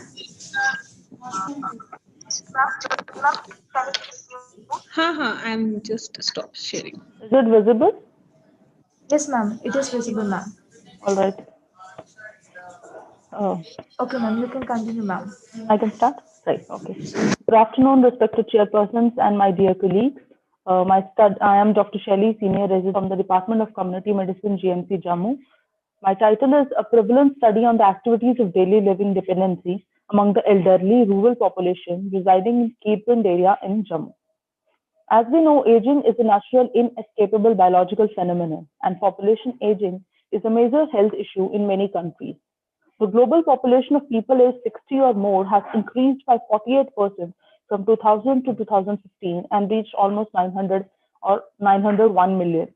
And as for the census, which was done in 2011, the percentage of 60 plus persons in India has also increased to 8.6%, and it is expected to reach 12.6% in 2025. For more the aged population, more will be the disability. The old age dependency ratio has also increased from 10.9% to 13.1%. The objective was to determine the prevalence of activities of daily living dependency in elderly population in rural Kirpund and its associated factors. It was a cross-sectional study conducted in rural Jammu, that is Kirpund area. The study unit were people aged 60 years and above. A convenient sampling method was used to do this study because this was a part of a UG project, and the study instrument which we used was modified Bartrell ADL index. My results here show that severe dependency, although is less, that is 2.5%, most of these are fully independent, and moderate dependency is 22.1%. The mean age of the individuals who responded to the study was 68.31, and mean ADL scores were 94.47. Moving on to the associated factors with the ADL score, and we see that most of the people in the age group of 60 to 69 are fully independent, and dependency increases as the age increases. Males were more independent as compared to females, and illiterate were more dependent. Then moving on to the one of the factors which we saw that some kind of stressors is present in the family lead to more dependency, and also chronic medical comorbidities and alcoholism and smoking, that is personal habits, lead to more dependency. After adjust, when we did multivariate analysis, we realized that age, educational status, the stressors, personal habits, and chronic comorbidities were the important factors which were increasing, and they were causing an increase in dependency.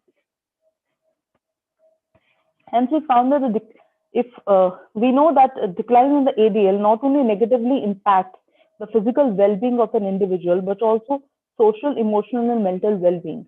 And since our elderly population is now increasing, and India will soon have the highest elderly in the world, we should have a better understanding of the precursors of fundamental decline of elderly, which will help in improving overall quality of life in individuals. Thank you so much. Thank you so much, ma'am. Registration number of Shalimar was 69. Ma'am, I am kindly requesting you to mute your audio. So now I kindly welcome Dr. Preeti Manhas, ma'am, registration number 68, for presenting on the topic factor affecting quality of life of PG patients in Jammu district of Jammu and Kashmir. Please, ma'am.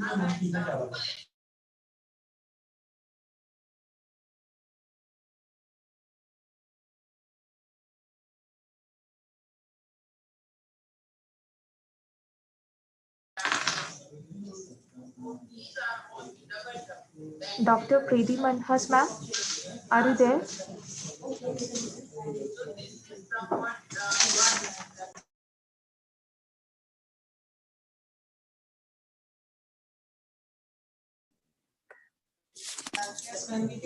Ma'am, kindly share your screen, please.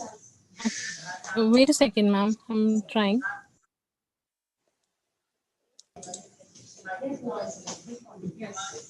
Could you please share the slide, ma'am? Because I'm not able to. Ma'am, please try to share the screen, PPT of Preeti. Preeti, ma'am.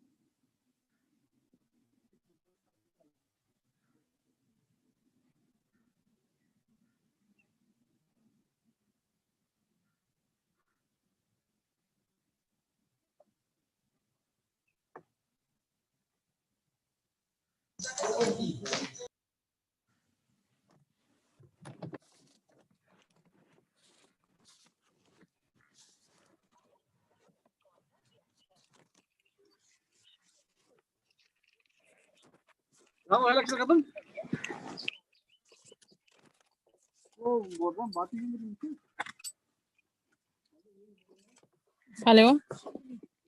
Yes, ma'am. Ma'am, I'm not We are able. trying to share. Okay.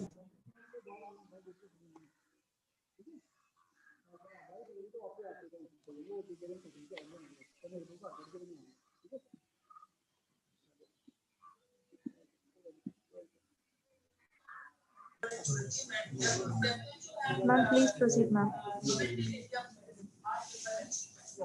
That one is fine. ये चादर तूने वहाँ से- Can I start? Yes, ma'am, you can start, ma'am. Kindly start. Good afternoon, everyone. I'm Dr. Preeti Manhas, Senior Resident from the Department of Community Medicine, GMC Jammu, and I'll be presenting my topic of factors affecting the quality of life of tuberculosis patients in Jammu district of Jammu and Kashmir. Next slide, please.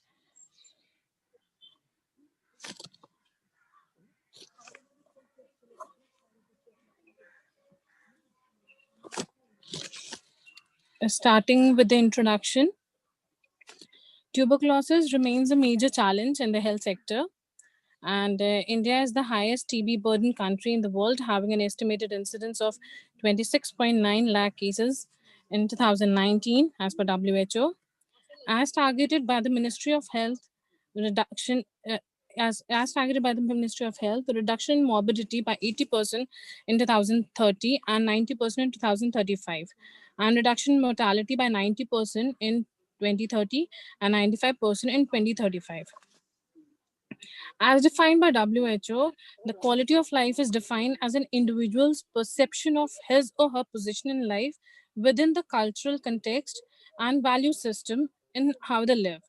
Quality of life is also related to one's goals, hopes, standards, and concerns.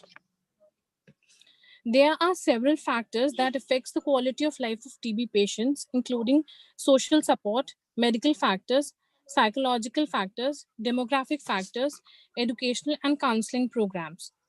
The duration of TB treatment and the side effects that arise influence the daily life of TB patients, affecting its quality of life, further affecting the adherence to treatment.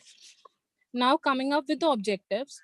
The objective of my study is to evaluate the quality of life of tuberculosis patients, pulmonary and extrapulmonary, undergoing DOTS treatment in DTC Jammu.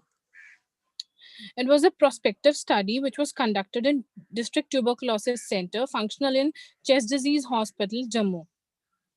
The study was conducted from 1st Jan 2018 to 31st December 2018. All the patients of pulmonary and extrapulmonary tuberculosis registered with DTC were assessed.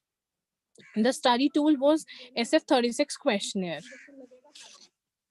Now, total 136 patients were registered at DTC in that period, in which 105 were from urban area and 31 from rural area. Comprising of males, there were 89 and females 47. And the pulmonary cases were 99 and extrapulmonary 37, with category 1 98 and category 2 38. 3 of them died, 1 transferred out, and 10 not traced, and 122 were interviewed. Now, coming up with this results, this SF36 consists of 8 domains: general health, physical functioning, role limitation due to physical health, role limitation due to emotional problems, energy, emotional well-being, and social functioning and pain. Physical functioning domain has the highest average value of 75.9, and it means that generally respondents had good physical functioning and no limitation in doing daily activities. And role limitation due to physical health domain has the lowest average value, 11.9, showing respondents' physical health tend to affect their daily activities. Now, coming up with the other factors which were associated with these domains, like as gender had no effect on these domains, and age had a significant effect on the general health, with the demography affecting the general health.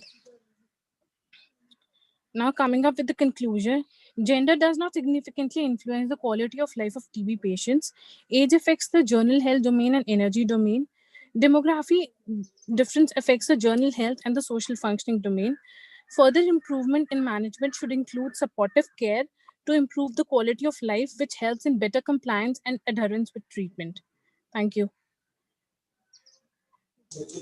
Thank you so much, ma'am.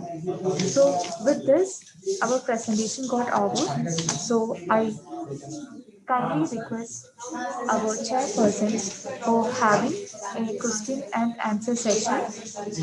We are having time. So for that, with huge respect, I kindly invite Dr. Gajendra Kumar Gupta sir for enlightening us with your kind words. Yes, sir. First, I would like to ask a question from Dr. Preeti Manhal. Yes, sir. Please proceed.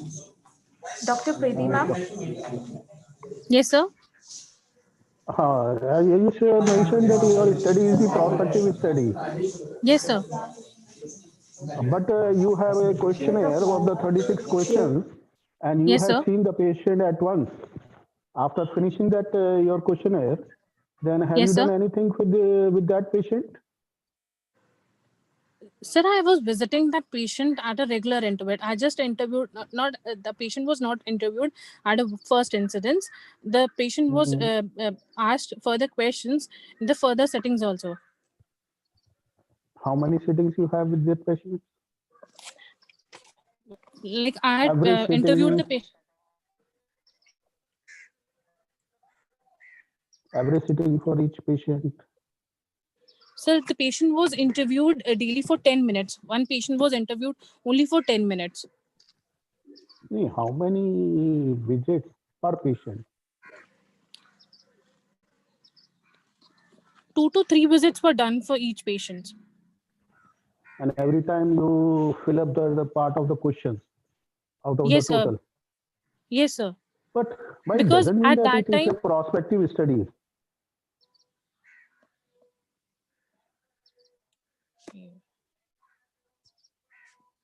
You understand? yes, sir. Yes, sir. Actually, it is the cross-sectional. Yes, sir. You have just fill up your questionnaire at all, this all questions within 2 or 3 visits. You got my point? Yes, sir. So it is not a prospective study. So Yes, please sir. see this. Okay, sir. Over to all the chairpersons. Yes, sir. Yeah. Can you hear me all? Yes, sir. Yes, sir. It was a very nice plenary session where we had 7 speakers speaking on various important aspects related to community medicines. All were issues which are so important to us as public health problems, issues like tuberculosis, water sanitation, the household pollution, and another important topic which I discussed was mentorship and adolescent health. So Dr. Mahinder, in his study on household pollution in Sonipat district, brought out its importance on the health and disease profile. But it was surprising to note that in his findings, 77% were illiterate. Although at national level, demographic level, whatever census we have, our literacy level is going so high, it needs to be attended to. Dr. Dinesh, regarding his mentorship and adolescent study, brought out the role of various factors and its effect on social, psychological, educational, reproductive, and sexual health of the people. And it was nice to see that 50 to 60% students do feel that there is a benefit of mentorship. Neha, regarding the core indicator of water and sanitation, the lesson brought out was that the community, the people should somehow or the other be told to treat water before drinking so that they are able to save themselves from the waterborne diseases, and the government authorities should ensure that water supply is supplied to everybody. Anuradha, on the category-wise cost of TB patient, despite our national TB elimination program now being there for last so many decades, it is touching to see that people still spend about 20,000 rupees as out-of-pocket expenditure, which is high. This issue needs to be addressed. Regarding the cancer stigma scale study by Jyoti brought out the role of education in more awareness, and Shelley brought out the importance of socioeconomic factors like marriage, finances, and personal habits in her prevalence study on AGL. And last but not least, Preeti brought out the quality of life issues of TB patients, where she brought out the effect of age on general health. So it has been nice. It has been nice for the organizers that they gave me an opportunity to be a chairperson in today's meeting. And it was encouraging to see our young fraternity members in the community medicines, our SRs, demonstrators, and APs coming out and, in all these academic activities. Thank you so much. Thank you so much, sir. I kindly invite Dr. Hima Lamle Chame ma'am for having a few words on our oral sessions on evidence-based public health.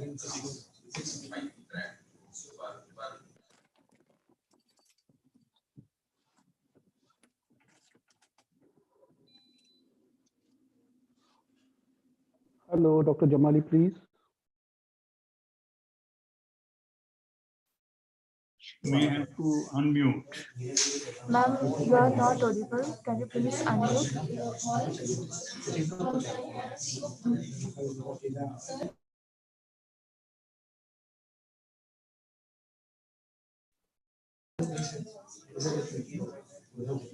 I'm kindly informing now also we are not able to hear you.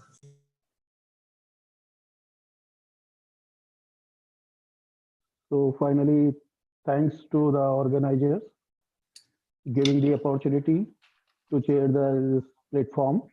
And I appreciate and thanks to all the presenters who present the different kind of the study of their areas with the related public health problems. So thank you very much. Thanks to all.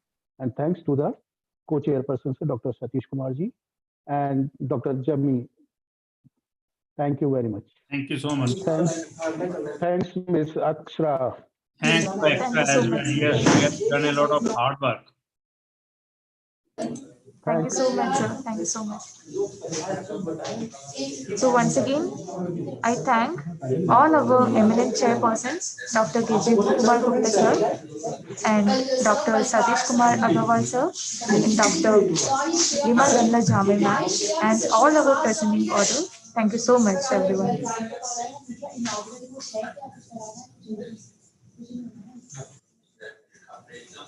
And the result of this will be publishing soon, and we will be sending in your emails. Thank you, everyone. Have a great day.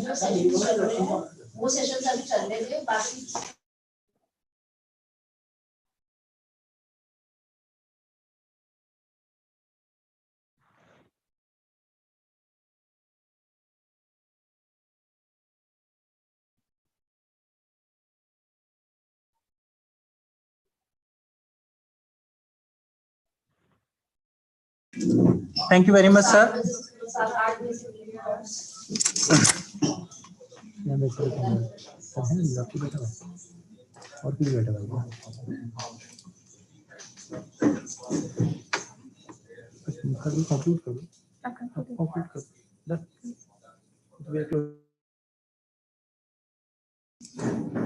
Thank you for the chairperson.